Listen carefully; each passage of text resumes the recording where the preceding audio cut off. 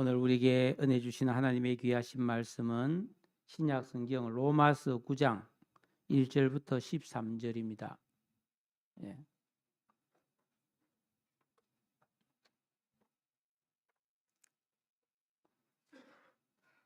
로마서 9장 1절부터 한 절씩 교독하겠습니다. 내가 그리스도 안에서 참말을 하고 거짓말을 아니하노라. 나에게 큰 근심이 있는 것과 마음에 그치지 않는 고통이 있는 것을 내 양심이 성령 안에서 나와 더불어 증언하노니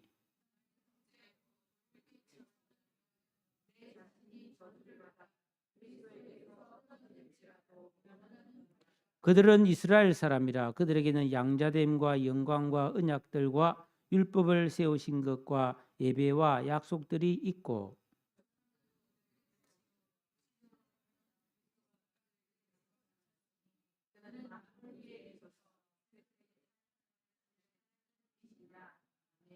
그러나 하나님의 말씀이 폐하여 진 것 같지 않도다.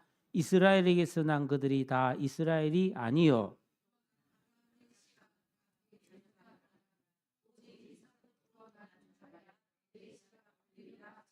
곧 육신의 자녀가 하나님의 자녀가 아니요 오직 약속의 자녀가 시로 여기심을 받느니라.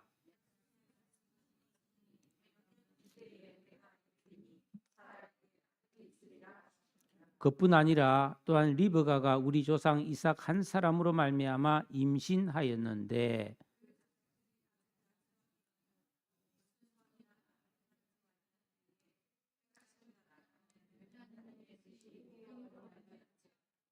오직 부르시는 이로 말미암아 리브가에게 이르시되 큰 자가 어린 자를 숨기리라 하셨나니 기록된 바 내가 야곱은 미워하였다 하신과 같으니라.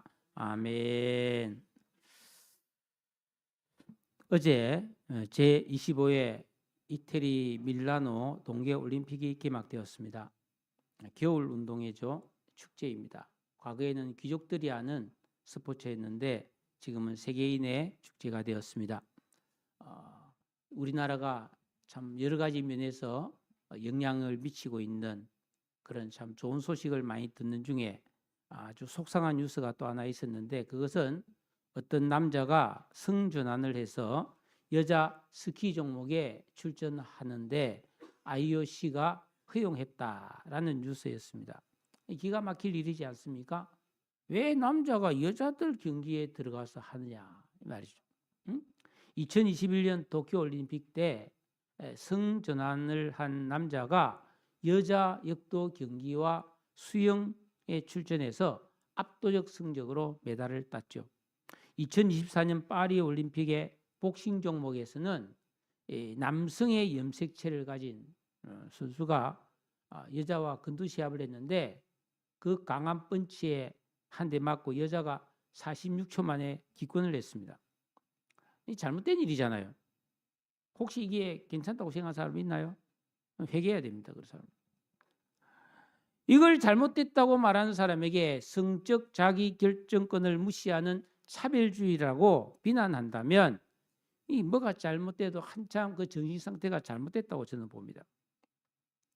그런데 지금 우리나라 국회에서는 이런 일을 가능하게 하는 법, 차별금지법이라는 이 허울 좋은 이름으로 합법화하려고 시도하고 있습니다.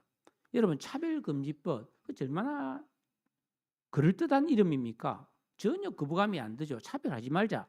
근데 이미 우리나라 헌법에서는 모든 차별을 금지하고 있습니다. 그런데 따로 이 차별금지법을 하고자 하는 것은 자기가 내가 이런 남자 되고 싶다, 내가 여자 되고 싶다 하는 것을 그걸 잘못됐다고 말하는 것을 차별하지 말자는 겁니다. 완전 거짓말이죠. 왜 이런 비상식적인 일이 버젓이 벌어지고 있는가? 이 죄 많은 세상의 배후에는 마귀가 있기 때문입니다. 마귀가 계속해서 가장 악한 자, 여러분 그 창세기에 보면은 그 하나님이 지으신 모든 동물들 중에 뱀이 가장 간교했기 때문에 그 뱀을 통해서 사탄이 역사하잖아요. 이 시대도 마찬가지입니다. 많은 사람들 중에 간교한 자가 있는데 그 간교한 자를 통해서 이런 악한 일을 하게 하는 거죠. 잘못된 사상, 악한 양심, 편향된 의식과 감성이 부끄러운 줄도 모르고 활개치는 세상입니다. 뭐 진보당의 뭐 한 여성 의원, 또 뭐 조국 혁신당의 한 여성 의원이 주장하는 거예요. 계속해서 발의합니다. 여러분, 이 세상은 보면은 너무나 불합리하고 불공평한 일들이 많이 벌어지고 있죠. 우선 빈부격차가 너무 심합니다. 말도 안 되는 차별과 불공평이 허다합니다. 뭐 정규직과 비정규직이죠. 공무원 사회도 마찬가지죠. 공무직이라고 하는 비정규직이 있는데 똑같은 일을 해도 월급이 다른 거예요. 그거는 당사자가 만약에 비정규직이라면 피눈물 날 일이죠. 월급도 안 오릅니다. 수당도 없어요. 정말 웃긴 이야기잖아요. 금수저와 흑수저 뭐 있고, 남녀의 차별이 있고, 뭐 피부색, 외모의 차별이 극심합니다. 뭐 잘생기고 예쁘면 다 용서되는 거고, 좀 뭐 마음에 안 들면은 뭘 해도 미워지는 게 이 세상의 그 차별이잖아요. 한편에서는 살 빼기 위해서 다이어트에 많은 돈을 쓰고 있지만 다른 한편에서는 지금 굶어 죽는 사람들도 있습니다.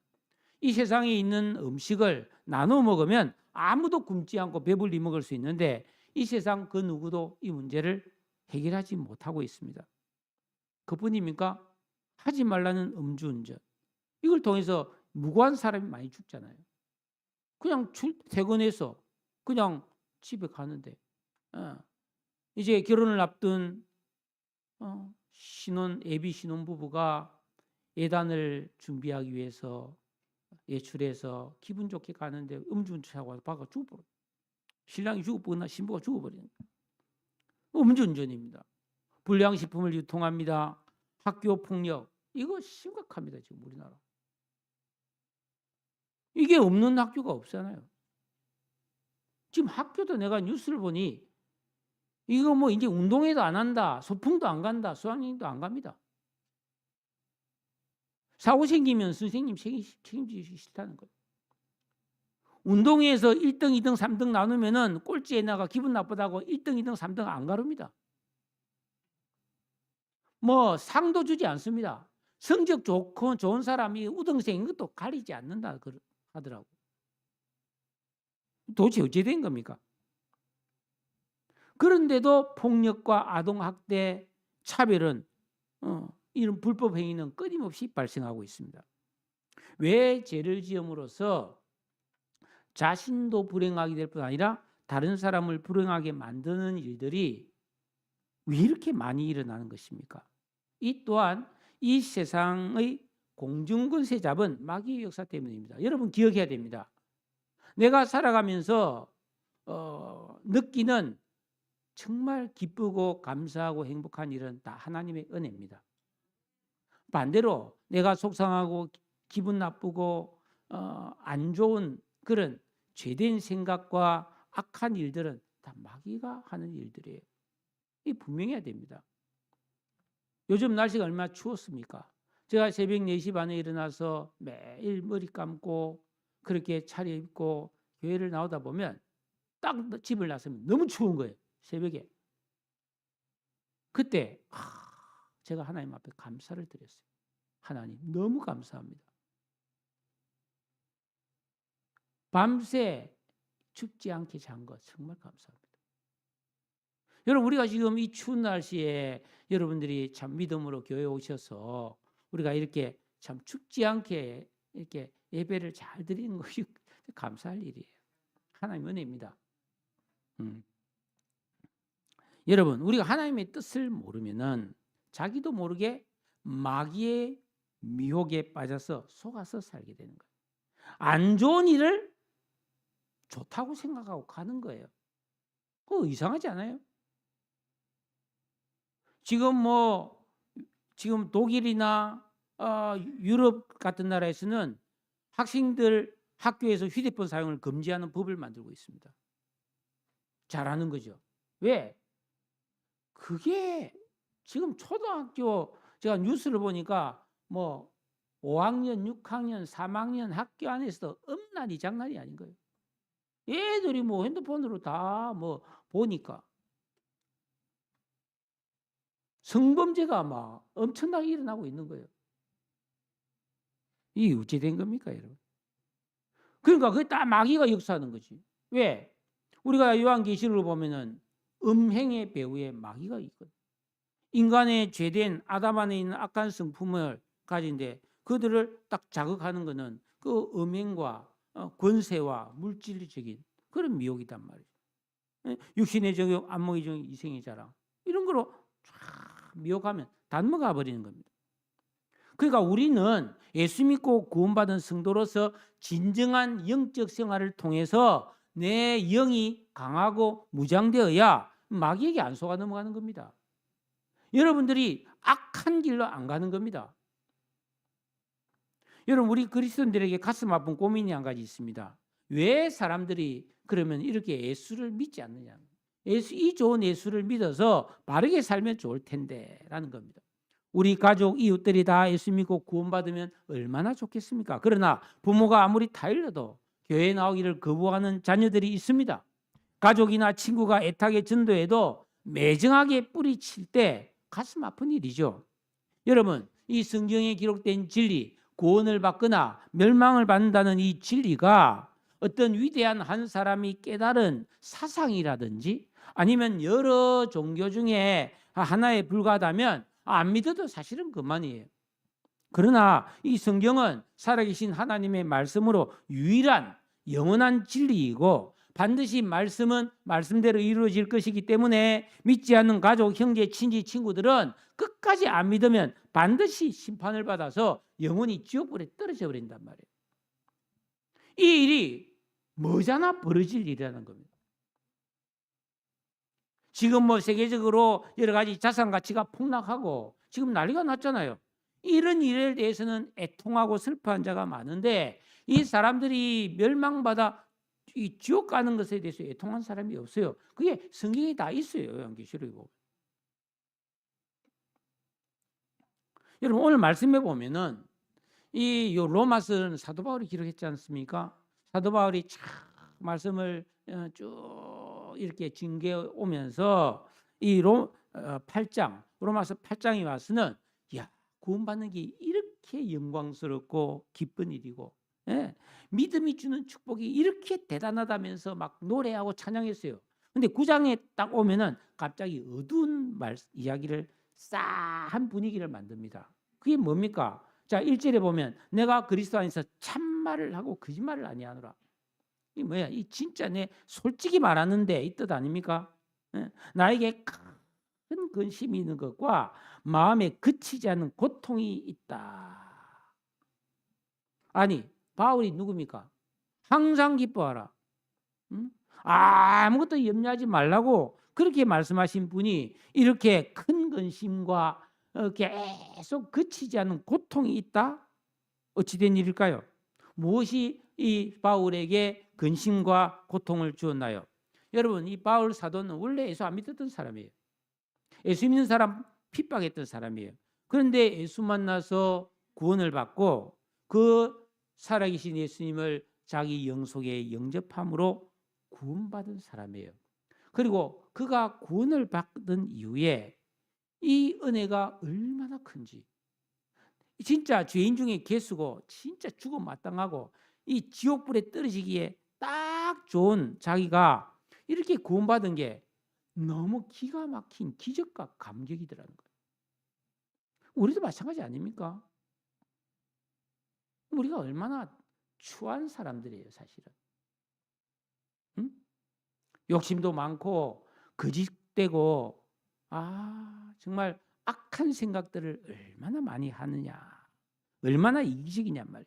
하나님은 이런 우리를 사랑해서 나를 불러내 가지고 구원해 주셨다.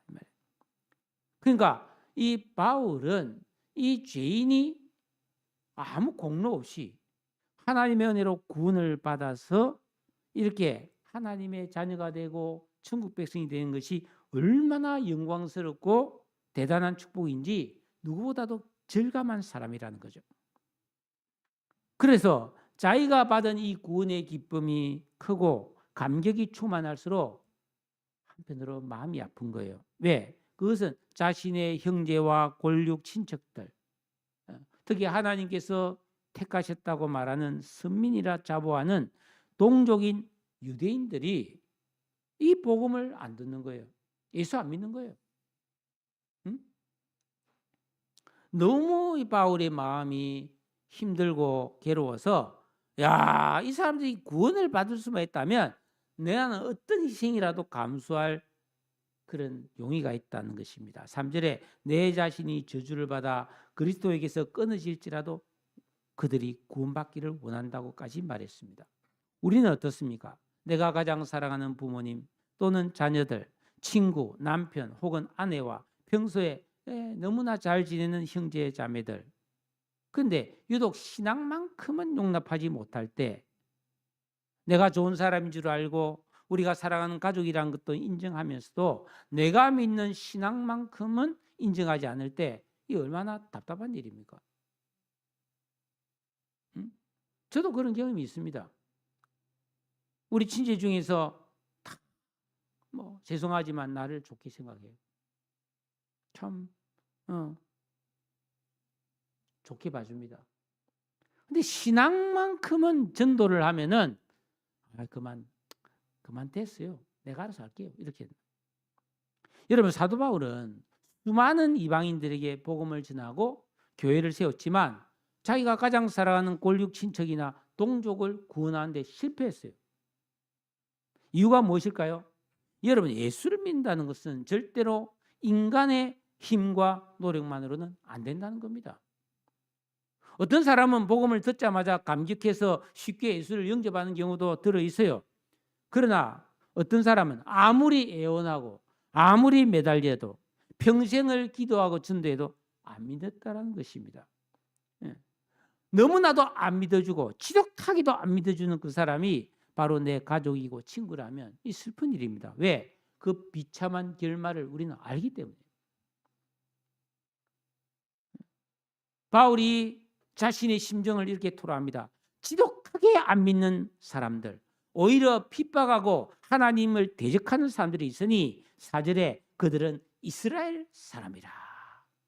아니, 다른 사람이라면 몰라도 이스라엘 사람은 이 세상 그 누구보다도 예수를 잘 믿을 수 있는 좋은 조건을 가진 사람들 아닙니까? 예, 4절에 한번 봐보십시오. 그들에게는 양자됨과 영광과 언약들과 율법을 세우신 것과 예배와 약속들이 있었어요. 하나님 그들을 택하셨고 그 이스라엘 백성들에게 하나님을 나타내시고 장차 이 땅에 예수 그리스도가 오게 하시기 위해서 이미 많은 그런 이 은혜를 주셨다는 것입니다. 이스라엘 민족들만이 누렸던 특권이죠. 마치 아기가 한 명 딱 태어났는데 아이고 너무나 화목한 가정에 너무나 예수 잘 믿는 가정에 너무나 또 풍성한 가정이야. 복 받은 거죠. 금수저죠. 신앙적으로 보면 이스라엘 백성들은 금수저라는 거죠. 또 5절에 조상들도 그들의 것이요. 여러분, 성경의 구원 역사에서 빼놓을 수 없는 아브라함과 이삭과 야곱과 다윗과 전부 뭡니까? 이스라엘 백성들의 조상이라는 거예요. 이들은 조상덕을 톡톡히 본 사람이에요. 자기들도 우리는 아브라함의 자손이야. 다윗의 후손에게서 메시아가 올 거야. 다 알고 있었어요. 여러분, 우리도 그렇지 않습니까? 우리가 얼마나 참 지금에 이르러서 좋은 나라 백성인지를 진짜 절감하는 시대 아닙니까? 여러분, 웬만하면 외국에도 가봐도 알지만 진짜 우리나라가 괜찮은 나라잖아요. 여러분, 세종대왕께서 이 한글을 만들어 주셔서 이게 완전 디지털 시대에 막 세계에서 최고의 최고. 우리나라 글자는 조립이잖아요. 조립. 조립하니까 짧아요. 영어 단어는 우리나라 치면 아야 가나다라 마와사 아야 어여 이렇게 쓰는 글이잖아요. 길어요, 단어가.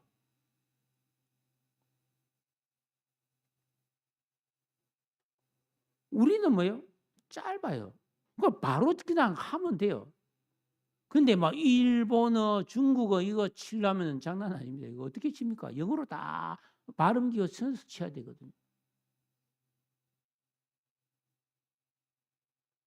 우리 땅에서 나오는 음식들 진짜 맛있는 세계적으로. 실제로 조사를 해봤대요. 저 밑에 태평양 쪽에서 쫙 조기대가 올라오는 조기대가 쫙 올라가지고 서해안으로 쫙 올라와서 그 조기대 중에 일부는 자기 이제 느낌상 어떤 조기는 중국 쪽으로 가고 어떤 조기는 우리나라 쪽으로 오는 거예요. 그럼 그 중국은 중국산 조기가 되고 우리는 국산 조기가 돼. 맛이 완전히 달라져. 똑같은 놈이 올라왔는데 희한하다고. 지금 겨울에 대구철이잖아요. 대구철. 대구가 쫙 올라서 일부는 거제도 쪽으로 가고요. 일부는 가덕도 쪽으로 오면은 가덕도 대구가 훨씬 비싸고 맛있대요. 이상하잖아요. 그러니까 우리나라 땅에 가까이 오면 생선이 맛있어지는 거예요. 이게 말이 됩니까? 이게 사실이에요. 왜냐하면 땅도 좋은 땅이 있고 나쁜 땅이 있잖아요. 바다도 그런 거예요.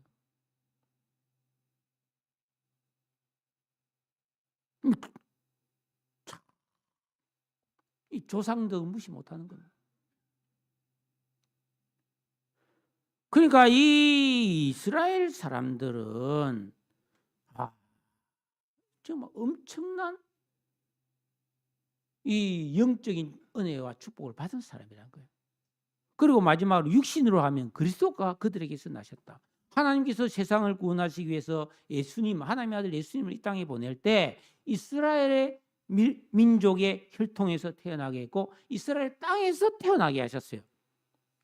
그래서 예수님은 거기서 처음 전도를 시작했고 그 자리에서 십자가에 못 박히고 부활하셨고 많은 사람이 받지 않습니까? 그런데 어찌해서 이스라엘 사람들이 이 예수를 잘 안 믿느냐 말이에요. 이 너무 기가 막힐 일이에요.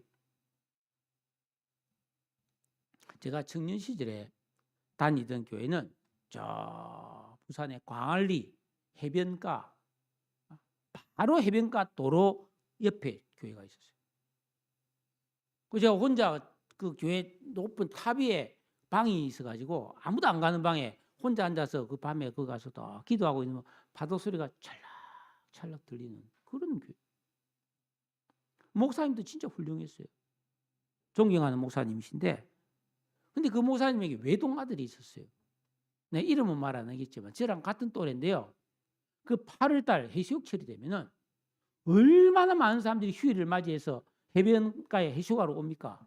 그러면 이 담임 목사 아들이 있잖아요. 교회 예배 드리러 안 와요.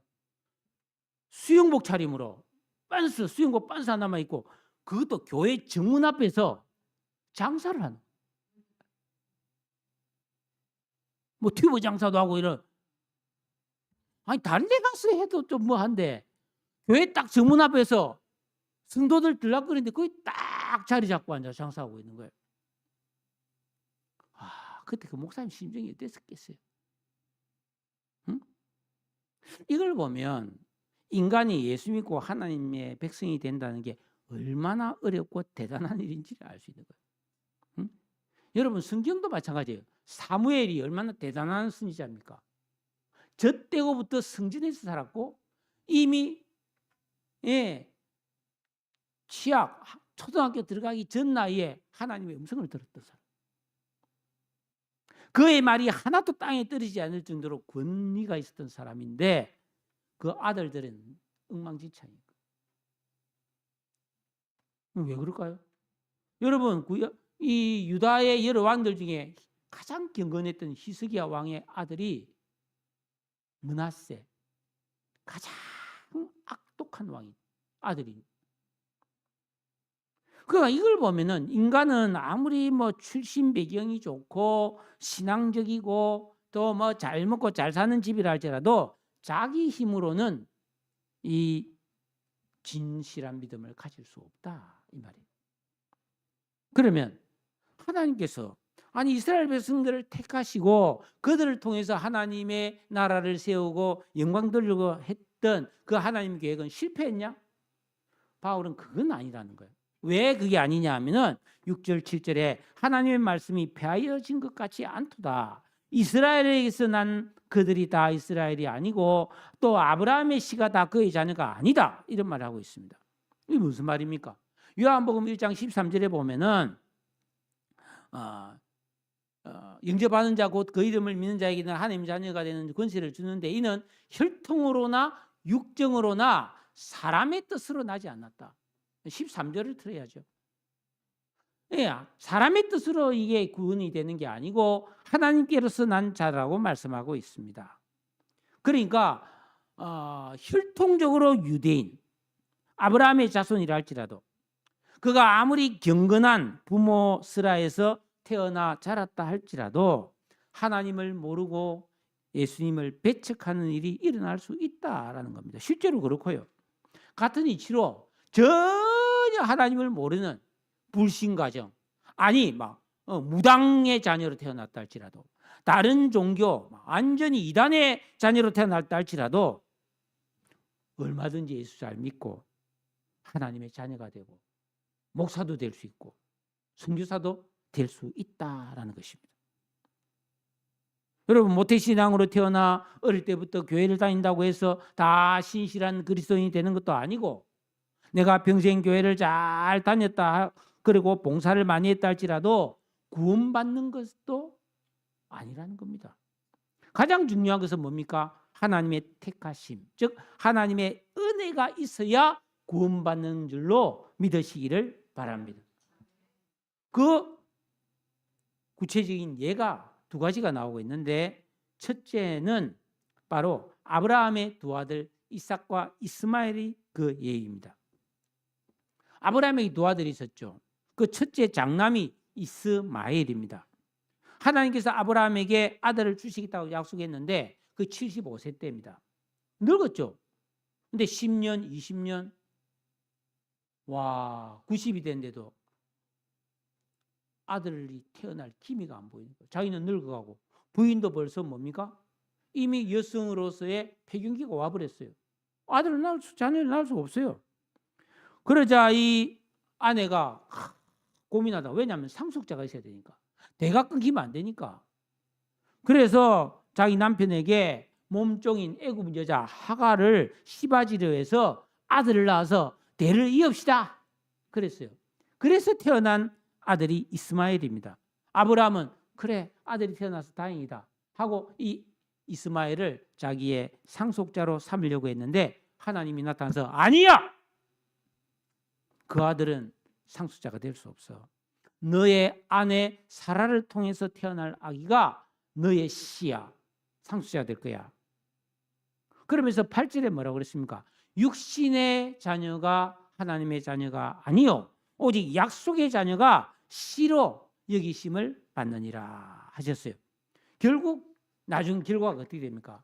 이 첫째 아들 이스마엘은 들나귀 같은 사람이 되어서 하나님의 뜻은 흥 하고 발로 차버리고 자기 멋대로 살아가는 불신자가 됩니다. 능력은 있었어요. 유능한 사람이었어요. 그러나 하나님을 멀리하는 자기 하고 싶은 대로 사는 그런 사람이 되어보았습니다. 그런데 나중에 태어난 이삭은 하나님을 섬기는 신실한 믿음의 사람이 되었습니다. 이 8절을 자세히 한번 보시면은 육신의 자녀, 하나님의 자녀, 약속의 자녀 세 종류의 자녀가 등장하죠. 이스마엘은 아브라함과 사라가 순전히 인간적인 생각으로 낳은 육신의 자녀였습니다. 이삭은 하나님이 내가 주겠다 약속하신 약속의 자녀였어요. 아브라함이 99세 때 하나님 나타나서 내년 이맘때에 너 아내가 아들을 낳을 거야. 사라가 다른 방에서 듣고 피 웃습니다. 내가 무슨 아들을 이 나이에. 하나님이 왜 웃냐 그럽니다. 다 보고 계신 거죠. 여러분, 그래서 태어난 아들이 이삭이다. 하나님이 약속해서 태어난 자녀이기 때문에 그 약속의 자녀이고 이 이삭이 아브라함의 상속자가 되고 믿음의 조상이 됩니다. 단순히 그러면 이스마엘은 그 어머니가 종이고 첩이어서 그런가? 이삭은 본부인 조강지체에서 태어난 아들이라서 그런가? 아닙니다. 우리가 마태복음 1장에 예수님의 족보를 보면은 기생 라합이 낳은 아들이 적자가 되고, 이방인 룻이 낳은 그 오벳의 혈통에서 다윗이 나오고, 불륜의 여인 다말과 바세바 같은 기구한 여성들이 다 아들을 낳고 상속자가 됩니다. 유대인들이 오해했던 점은 혈통적으로 육신의 자녀이면 자동적으로 하나님의 자녀로 여기심을 받는 줄로 크게 착각했습니다.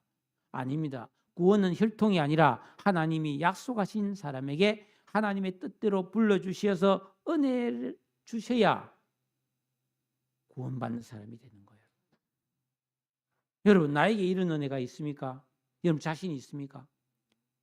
나는 진정한 믿음의 사람인가? 이 구원의 확신이 있어야 됩니다, 여러분. 또 다른 적나라한 예가 있습니다.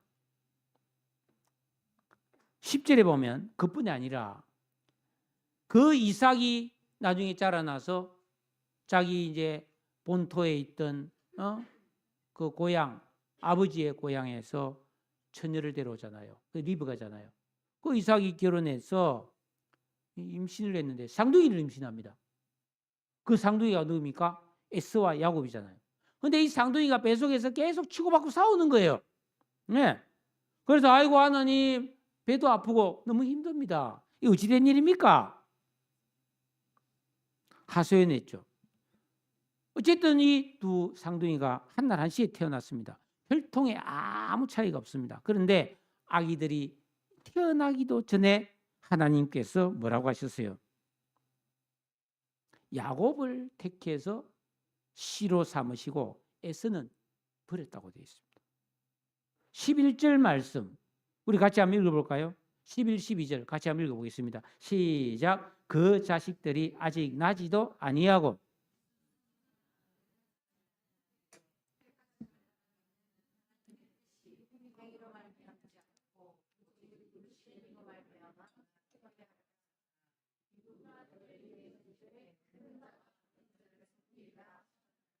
자, 이게 무슨 말입니까? 어쨌든 나중에 이제 역사의 결말을 보면은 야곱의 후손은 12지파 이스라엘이 됩니다. 이스라엘 민족이 되는 거예요. 근데 에서의 후손은 에돔 족속이 되어서 대대로 하나님을 대적하고 구원에서 멀어진 이방인이 되어버립니다. 하나님께서 이렇게 이삭과 이스마엘, 야곱과 에서의 대조를 통해서 우리에게 가르쳐주고자 하는 진리가 뭡니까? 그게 바로 6절에 이스라엘에서 난 자들, 즉 혈통적으로 난 그들이 다 이스라엘이 되는 게 아니라는 겁니다. 여러분 8절에서 약속의 자녀만이 하나님의 자녀라고 말씀하고 11절에서는 하나님의 뜻대로 택하심을 받은 자만이 하나님의 자녀라고 말씀합니다. 11절 안에는 택하심, 하나님의 뜻, 부르심이 들어있죠. 이는 모두가 하나님의 주권과 관련되어 있습니다. 모든 것은 하나님의 뜻대로 하는 겁니다. 누구를 구원하는 것은 하나님의 주권적인 뜻에 달려 있습니다. 그렇기 때문에 여러분 지금도 내가 좋아서 교회를 다니기만 하면 구원을 받는다고 착각하시면 안 된다는 겁니다. 그렇지 않습니다. 구원은 오직 하나님의 뜻과 하나님의 택하심에 달려 있습니다. 이 사실이 분명해야 되는 거예요. 그런데 여기서 우리가 참 이해할 수 없는 점이 하나 있어요. 13절입니다. 기록된 바 내가 야곱은 사랑하고 에서는 미워하였다 하심과 같으니라. 이 이해하기 힘들잖아요. 아니 사랑의 하나님께서 한 뱃속에 있는 쌍둥이인데 하나는 사랑하고 하나는 미워했다. 이해가 됩니까? 여기에 대한 답은 제가 오늘 말씀드리지 않을 겁니다. 다음 주에 말씀할 겁니다. 왜냐하면 다 할 수가 없어서 제가 중간에 끊었지만은 14절 이후에 그 말씀이 나오거든요.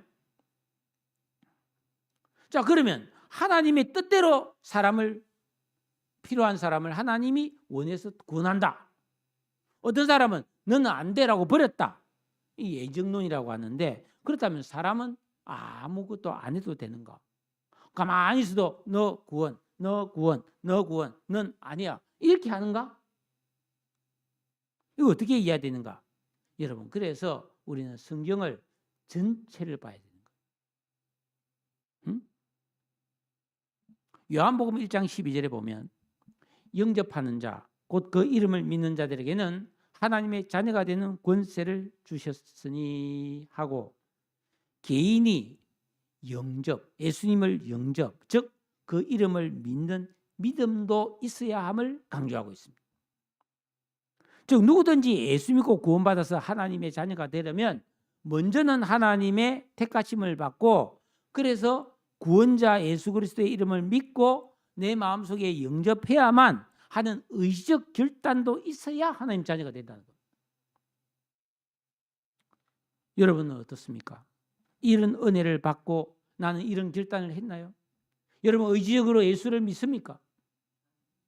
예수님을 여러분 마음속에 영접했습니까? 했는지 안 했는지는 여러분들이 조용히 한번 자신을 깊이 성찰해 보면 알 수 있습니다. 그 말씀을 좀 드릴게요. 오늘 이 말씀은 누구든지 예수 믿고 구원받는 것을 절대로 가볍게 생각하지 말라는 것입니다. 여러분 이 구원이 엄청난 일이잖아요. 예? 이 땅에서 우리가 80, 90, 100살 사는 이 잠깐입니다.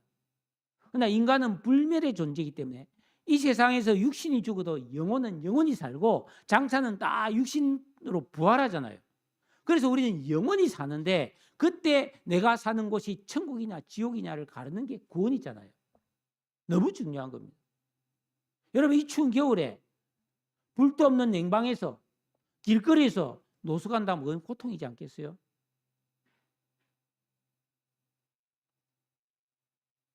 그러나 그건 고통도 아니죠. 지옥에 비하면. 여러분 구원이라고 하는 것은 존귀하고 거룩하신 하나님의 택하심과 주시는 은혜로만 되는 것입니다.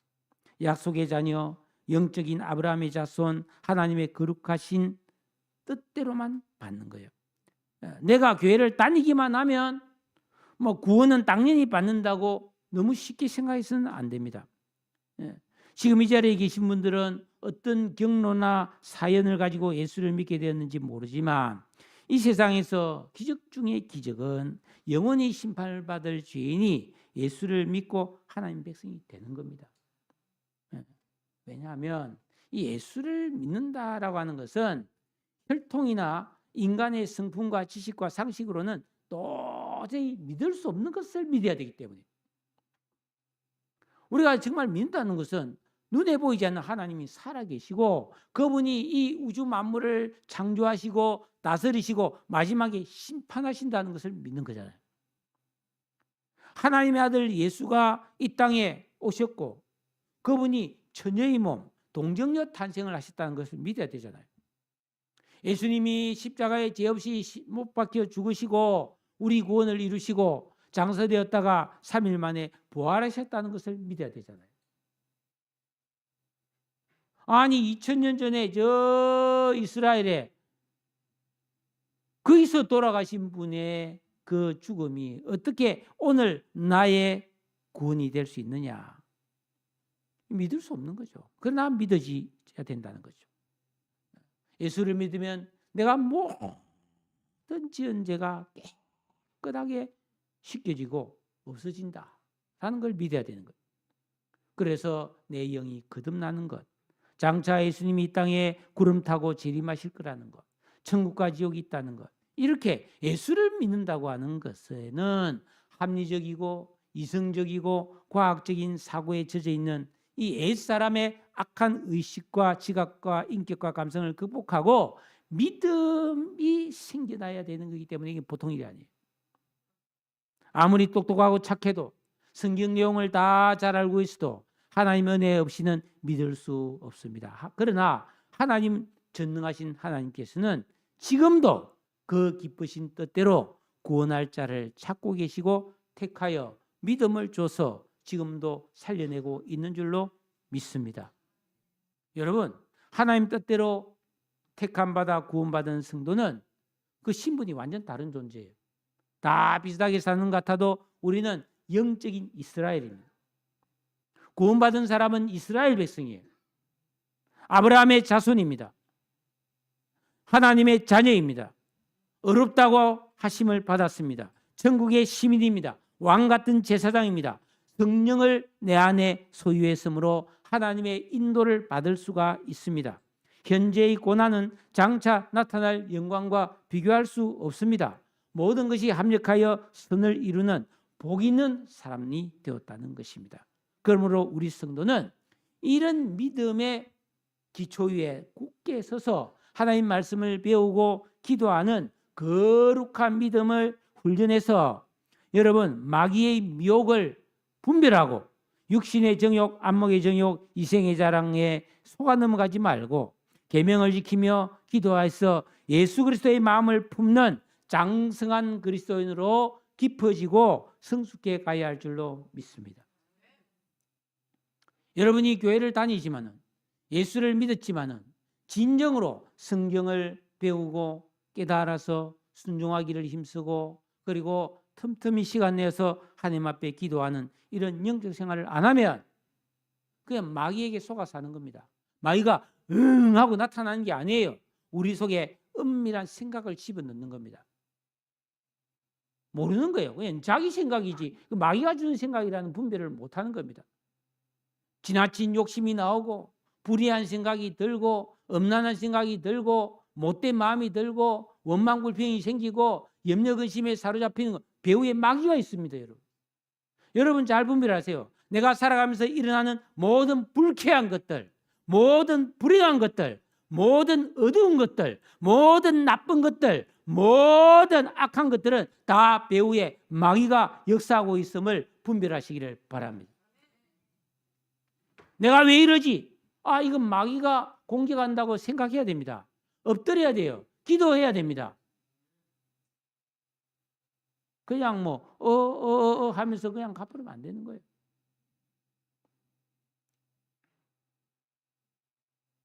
C.S. 루이스가 쓴 책을 읽어보면 마귀의 역사는 그렇게 그건 자극적이지도 않아요.